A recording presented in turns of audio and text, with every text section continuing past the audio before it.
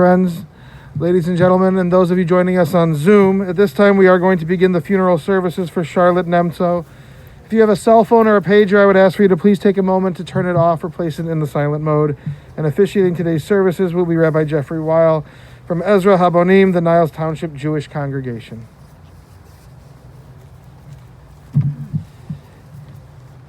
There are a couple more seats up front. If anyone would like to sit down, you're welcome to do that.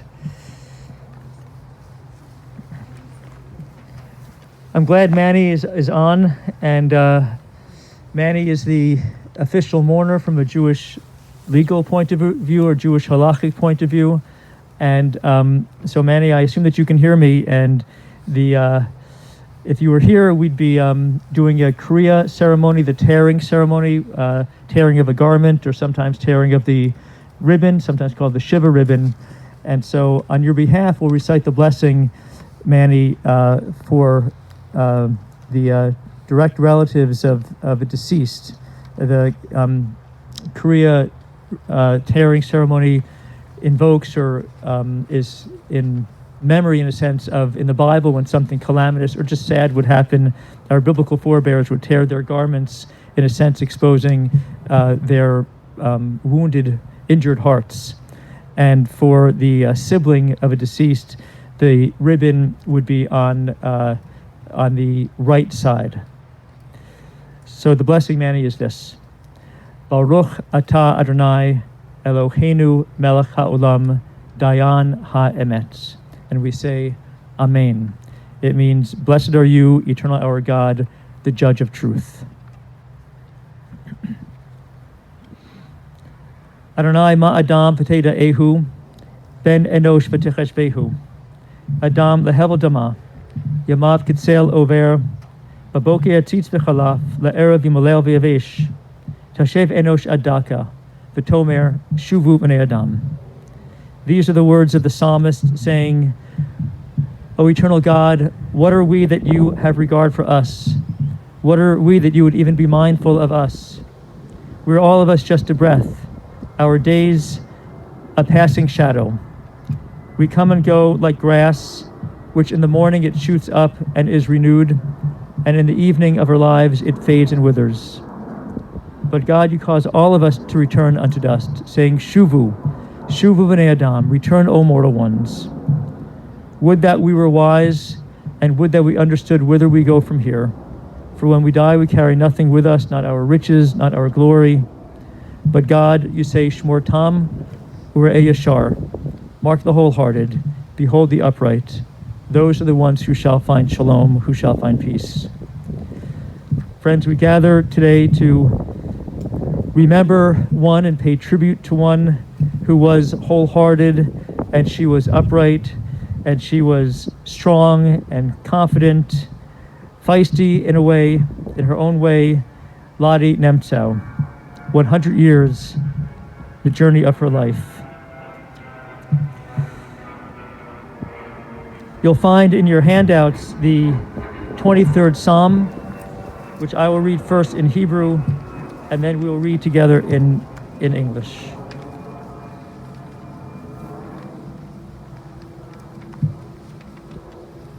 Adonai ro'i lo echsar, bino desha yarbitzeni, almeit menuchot yinahaleni nafshi yeshuvev, yancheni b'maglei tzedek lema'an shemo, gam ki elech gebeit samavet, lo irara, ki ata imadi, shivtecha mishantecha hema yinachomuni, ta'aroch lifnai shulchan neged sorai, dishanta b'shem roshi, kosi ravaya.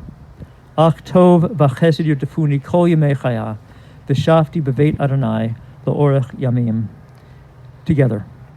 The Lord is my shepherd, I shall not want. He maketh me to lie down in green pastures. He leadeth me beside the still waters. He restoreth my soul. He leadeth me in the paths of righteousness for his name's sake. Yea, though I walk through the valley of the shadow of death, I will fear no evil, for thou art with me. Thy rod and thy staff, they comfort me. Thou preparest a table before me in the presence of mine enemies. Thou anointest my head with oil, my cup runneth over. Surely goodness and mercy shall follow me all the days of my life, and I will dwell in the house of the Lord forever. The third chapter of Kohelet, or Ecclesiastes, conveys this idea that everything is unfolding in a way that it ought to unfold, which is a challenging concept. Sometimes things happen in our lives when we might not feel it, think that there really is a time for this. Sometimes those things seem like aberrations. But this part of the Bible conveys this idea that there is, for everything, a season. For everything there is a season, a time for every purpose under heaven. A time to be born and a time to die, a time to plant and a time to uproot that which is planted, a time to tear down, a time to build up, a time to weep and a time to laugh, a time to grieve, a time to dance, a time to throw stones and a time to gather stones together, a time to embrace, a time when we refrain from our embraces, a time to seek and a time to lose, a time to keep, a time to discard, a time to tear and a time to sow, a time for silence and a time to speak.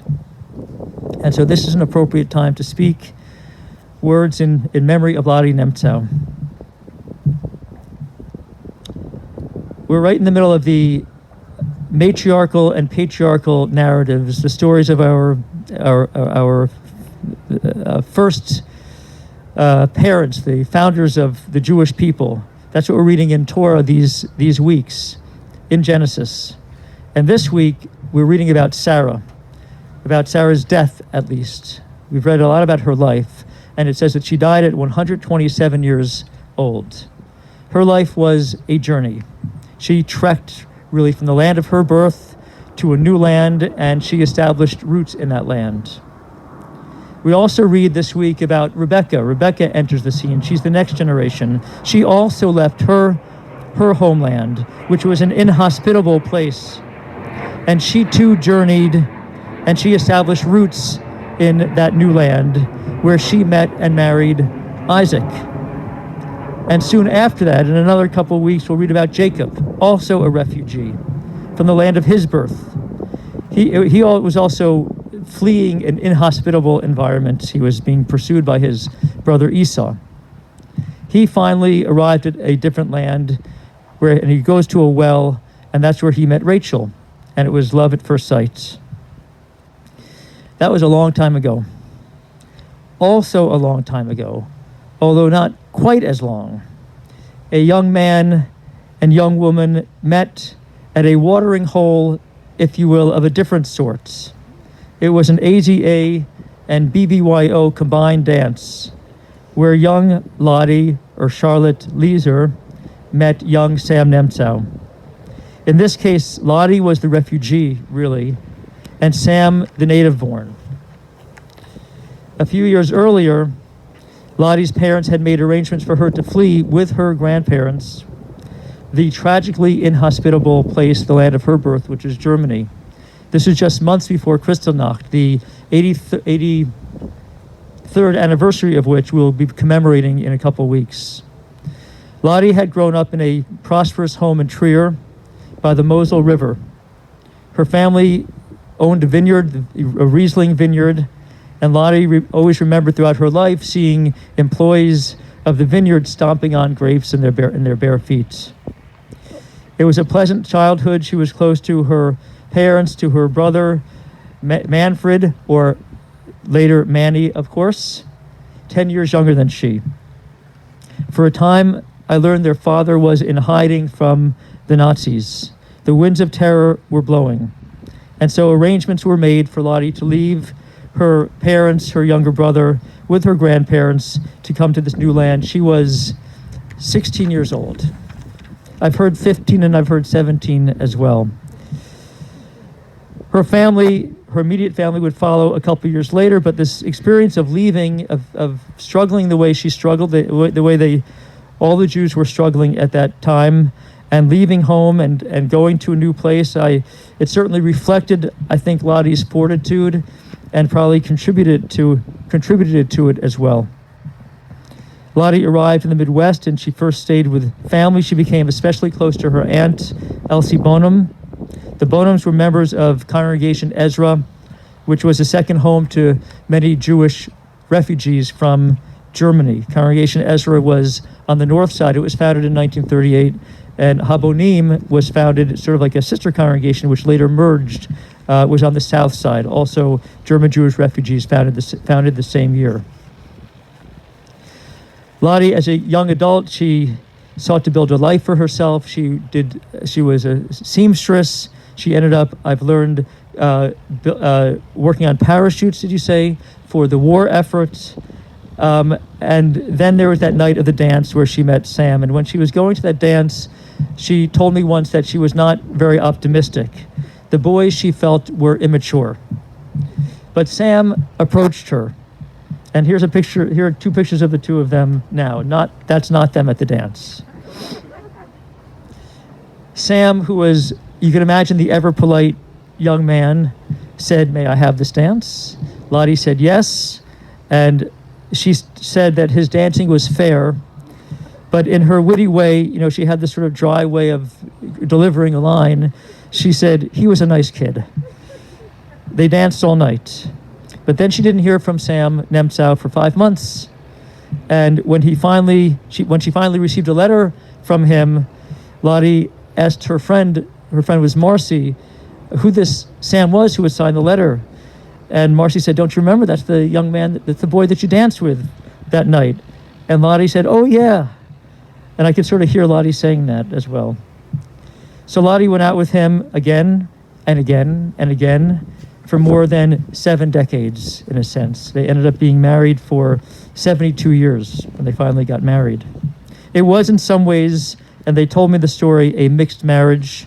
Sam's family was Russian, Lottie's German, and apparently at that time that silly distinction meant something to some people in the families. Those cultural backgrounds were different religious perspectives as well. But one thing is for sure, Lottie and Sam did not care about that distinction at all. They were in love, and they complemented each other. Lottie was feisty, Sam easygoing. Lottie could be strong-willed, Sam agreeable. I once asked Lottie the secret to a happy marriage. I figured 70 plus years, you might as well find out what the secret is. And her answer was, and I quote, "A husband who says yes to most things." And he did. Lottie, for instance, told Sam that they couldn't get married until he received his degree. So he got his degree in April of 44. She told me they were married the next month. She also said that they could only get married if they joined Congregation Ezra. Sam said, "Sure." And so they did.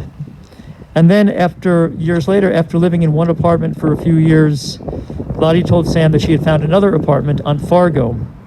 And there are friends from that apartment here right now, quite a number.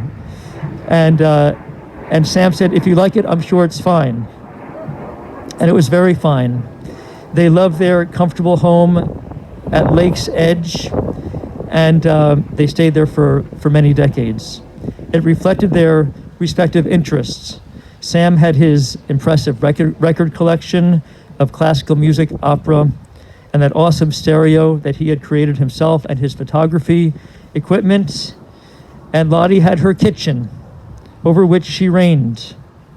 Her mom once told her, or her parents perhaps told her, she didn't have to cook much or learn much about that when she was a kid, but after, when she was a young woman and her parents and Mandy had come to America, her mom said to her that you better learn to cook, better learn your way around a kitchen if you want to get married. And she took that to heart. She took cooking lessons, and she cooked, and especially she baked throughout her life. She made compote, she made delicious pies. My family is among the many who loved her cookies, which she would place in those tin cans, which she had in abundance in her kitchen cabinets. She made the best butter cookies I don't even like butter cookies, but they were delicious. I remember once I was with her in the apartment, and she wanted to give me the cookies, and she got on the step stool, and she was well into her 90s. I think this is after Sam had passed away, and she was diminutive, and she was reaching up to get, and I said, "Lottie, can I do that for you?" But of course, in her way, she insisted on doing that herself. it was fine. Everything turned out fine. Of course, they also ventured beyond their apartment walls. Sam's photography talent came to good use when they went on their cruises. They loved their trips to exotic destinations. They had those souvenir magnets on the refrigerator door. They celebrated their 50th anniversary with a party on a cruise as well. They also took in local entertainment. They enjoyed opera, going to Ravinia, and more. And they were also synagogue regulars. And as someone had pointed out, I remember them driving into the parking lot, Sam driving, and Lottie always in the back seat as well. And that's apparently how they got around everywhere. But so they'd come to synagogue. I'm grateful for their frequent attendance at our services at Ezra Habonim, the Niles Township Jewish congregation. And they were really a delight as a couple. Lottie, over the years, remained close to her brother Manny. When Manny came over as Manfred, she said to her younger brother, you're now in America, you either go by Fred or Manny, but not Manfred anymore. So Manny chose Manny. And stayed close to, of course, Annette and Lisa. I'll share some remarks from Lisa in a moment. And Eric, as well as Sheila, just as she had been close to Sharon and to Ray, who is here, Ray who's remained close to the family. Lottie was always interested in learning about what was going on in the families, the next generation as well. Sarah, Christine, Rebecca, Jeremy, Michelle, who's here with family, and of course Avery. And during the last few years, Lottie was very grateful, and I know the family grateful as well, for the neighbors who would check in and offer assistance and chat with her in the laundry room and so forth. Not just recently, but throughout the many years. But of course, the greatest source of joy for Lottie was Sam.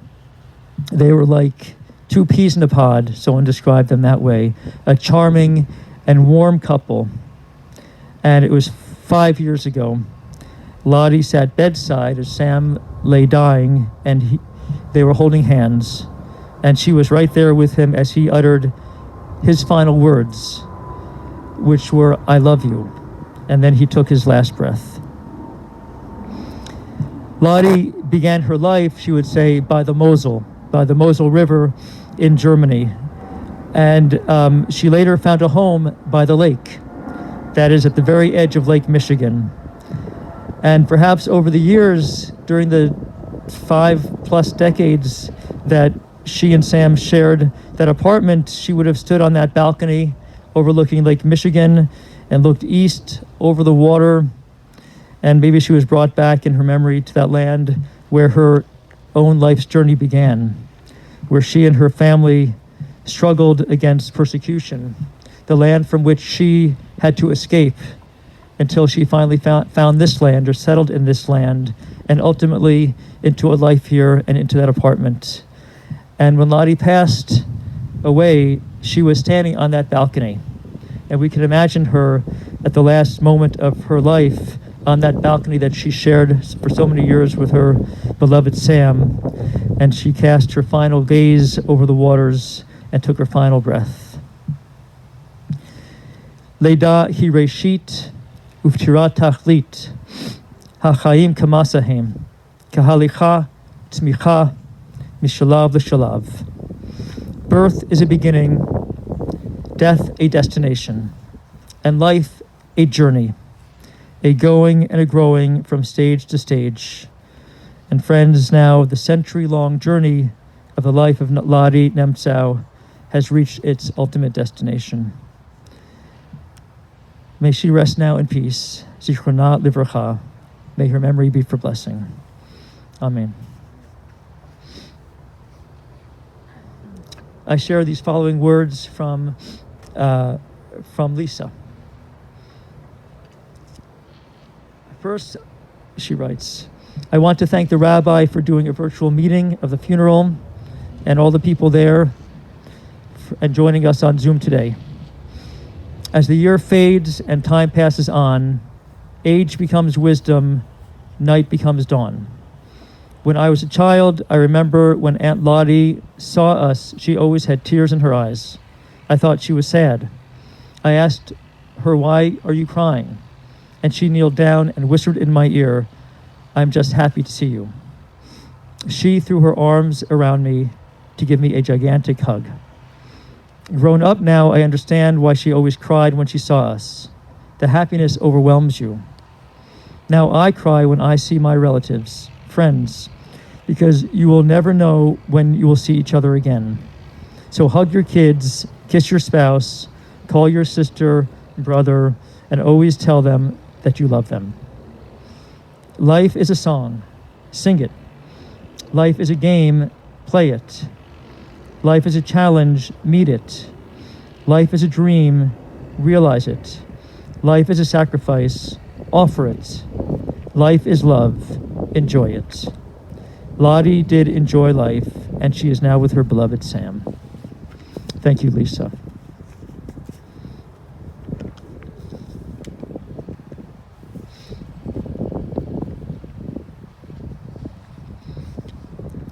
If it is comfortable for you to rise for the El Malei Rachamim, the memorial prayer, please do so. Jeremy?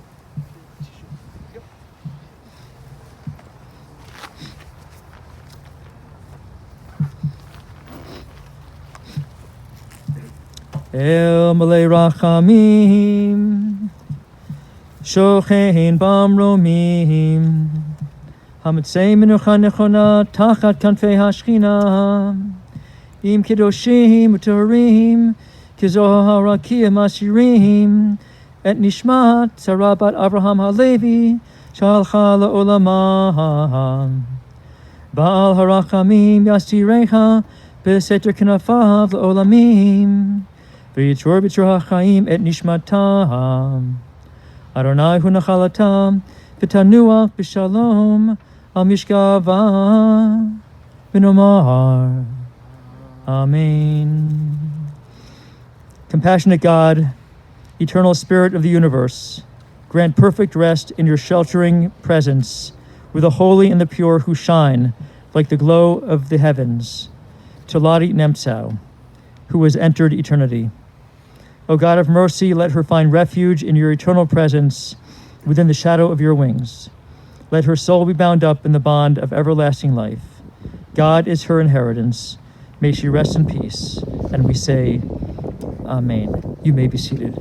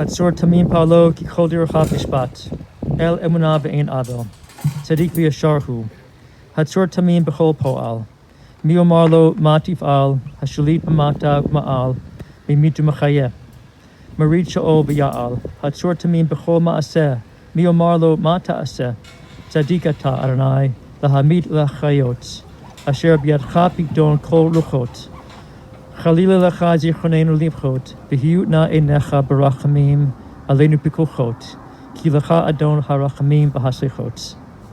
This is known as the Tziduk Hadin, the righteous judge. God is sure, our immovable rock. God's work is upright.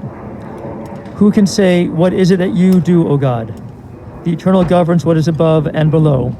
overseeing both the valleys of death and the heights of life. God is sure, our immovable rock. Who can say to God, "What will you do?" You are righteous in your dealings in both death and life, and every soul is in your trust.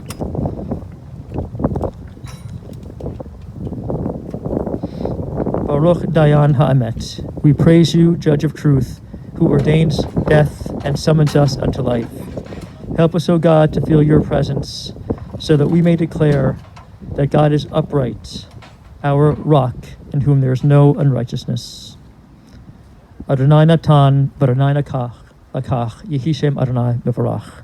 The Lord has given, the Lord has taken. Blessed be the name of the eternal God.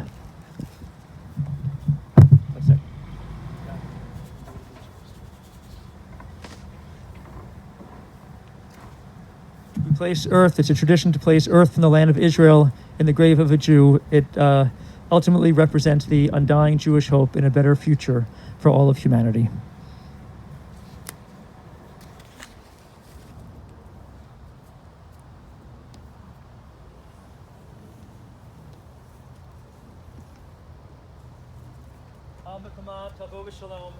May Lottie Nemtzow come to her eternal home, B'Shalom, in peace. Amen. Amen.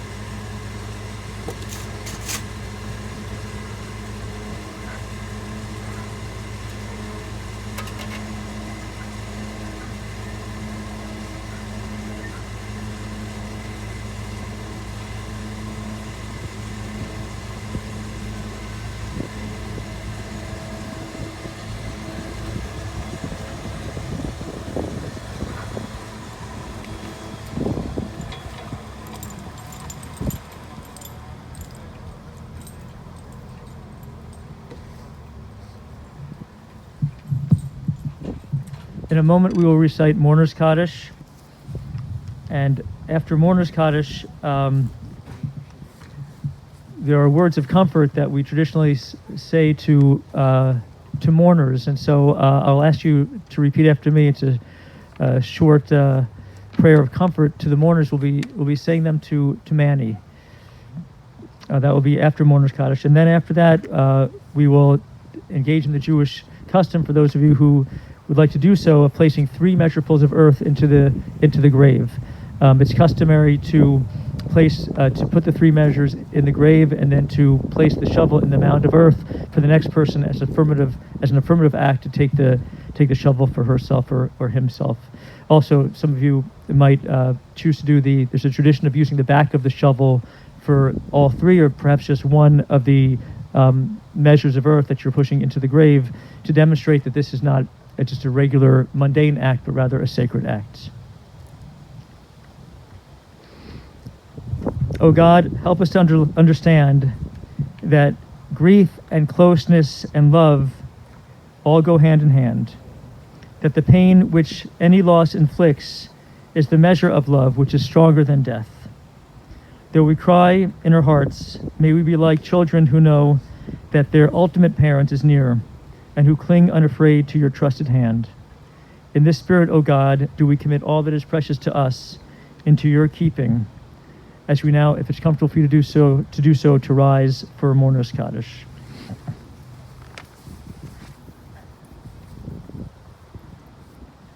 Yitgadal v'yitgadash shemei Rabbi. Be'alma divra chirutei v'amlich machutei. B'chayichon uvyomechon u'chayi dechol Beit Yisrael. Ba'agala v'zman karib imru. Amen. Yehei shmei Rabba mifarach la'alam ulamei amayam. Yitbarach v'yishtabach v'yitpa'ar v'yitromam v'yitnaseh. V'yithadar v'yitaleh v'yithalal shemei d'kudusha barichu. La'ela min kol birchata b'shirata. Tushbechata b'nechamata. Da'amiran be'alma imru. Amen. Yehei shlam rabba min shemaya. V'chaim aleinu v'al kol Yisrael v'imru. Amen. Oseh shalom b'mromav. Hu ya'aseh shalom. Aleinu v'al kol Yisrael v'imru. Amen. Please repeat after me. May God console you with all who mourn in Zion and Jerusalem. Hamakom yinechem etchem toshav leitzion v'Yerushalayim. Now go forth in peace unto life. And we say, Amen. So friends, you're welcome to come forward now to place the measures of earth into the grave. There are shovels on either side of the mound of earth. And if you'd like to engage in that ritual, you may do so now.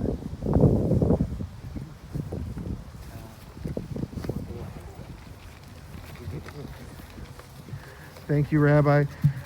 And just as a brief announcement, there will be an online Shiva this evening from 7:30 until 8:30. That information and the link to that is on our webpage at chicagojewishfunerals.com. For those of you here, it's on the service folder. And any memorial contributions in Lottie's memory can be made to Yad Vashem, and that information is also available in the service folder and on the website. After you've had a chance to participate, if you'd also like to sign, there's a register book that we'll have out if anybody else would like to sign it. Thank you.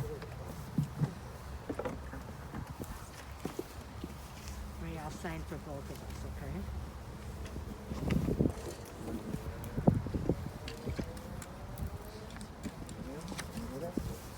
okay? Right over here.